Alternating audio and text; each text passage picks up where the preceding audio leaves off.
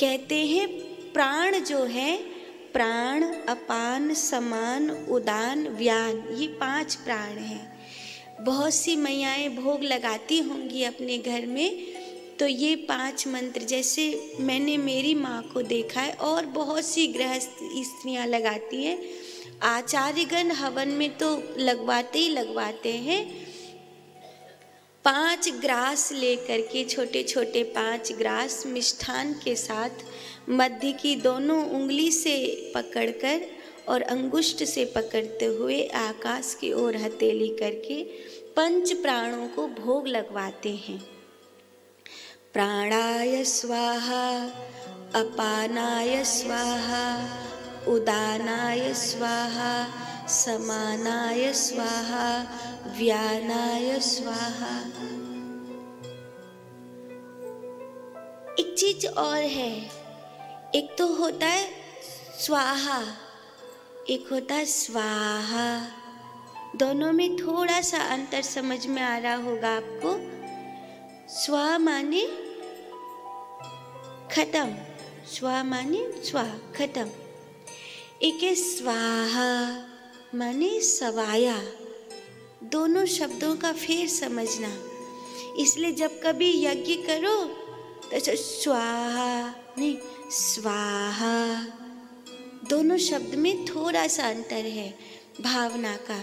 स्वा माने स्वा और स्वाहा, स्वाहा स्वाहा माने सवाया। यह हवन में कल आपको भी ध्यान देना। तो घर में क्या करो बताओ, गैया के गोबर के कंडे रख लो एक डिब्बा में भर के, पॉलीथीन में भर के, और एक छोटी सी कंडी तोड़ी, गैस पर उसको रख दिया, अंगार बन जाएगा।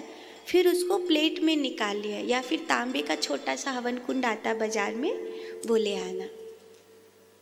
अपने जहाँ आपकी गैस रखी है उसके अग्निकोण में उसको रखना। अग्निकोण मतलब पूरब और दक्षिण का कोना। फिर जो आप रोटी बनाई हो, सबसे पहली रोटी गैया के लिए निकालना। हाँ, उस आटे में नमक नहीं पड़ा होना चाहिए, नमक वाले आटे का नहीं भोग लगता, बिना नमक वाले आटे का ही अग्नि पे भोग लगता है। पहली रोटी गैया के लिए निकाली, दूसरी रोटी पर थोड़ा सा घी और थोड़ी सी चीनी या शक्कर रखा है ना, और फिर छोटा छोटा गस्सा तोड़ा और मध्य की दोनों उंगली से रोटी पे ही जो घी चीनी रखा है ऐसे लगाया, और जो अंगार बनाई है आपने कंडी उस पर रखते हुए सीधा हाथ से प्राणाय स्वाहा, फिर दूसरा गस्सा समानाय स्वाहा, ऐसे करके 5 गस्सा भोग लगाए। फिर ऐसे ही जल लिया और जल को ऐसे घुमाकर वहाँ जो अग्नि पे भोग लगाया पूरे पे ऐसे घुमाया और उसको ईशान्य कोण की ओर जल को छोड़ दिया। ईशान कोण मतलब पूरब और उत्तर का कोना, जल को ईशान्य कोण की ओर छोड़ दिया। कहते हैं गृहिणी अगर ऐसा लगता हो कि कर्जा है या घर में कलेश है या गृहिणी बहुत बीमार रह रही है, तो कपूर जो होता है ना, भीमसेनी कपूर बहुत अच्छा माना जाता है। उस कपूर को दीवला में रखकर और अपनी रसोई के अग्निकोण में सांझ जब पूरी रोटी बन जाए, रसोई साफ कर लो, बर्तन मांज के रख दो। झूठे बर्तन रसोई में रात में नहीं छोड़ने चाहिए। बर्तन मांज के रसोई साफ करके जब जाने लगो तब लास्ट में फिर कपूर दिए में जला करके जाओ।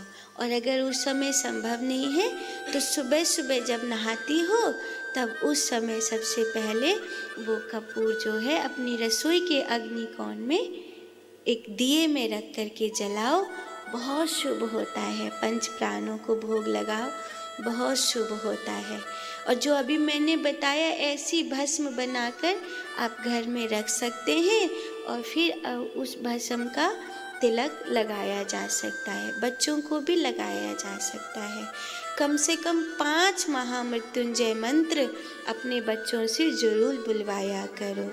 जब स्त्रियां अशुद्ध अवस्था में हो तब नहीं बोलना चाहिए, बाकी शुद्ध अवस्था में हो तो बोल सकती हैं। घर का जो पुरुष है, जो घर का पिता है, वो अगर अपने पुत्र को साथ लेकर महामृत्युंजय मंत्र 5 महामृत्युंजय मंत्र रोज बुलवावे, शिव महापुराण का वचन है कि अकाल मृत्यु उन्हें कभी छू भी नहीं सकती, ऐसा कहा जाता है।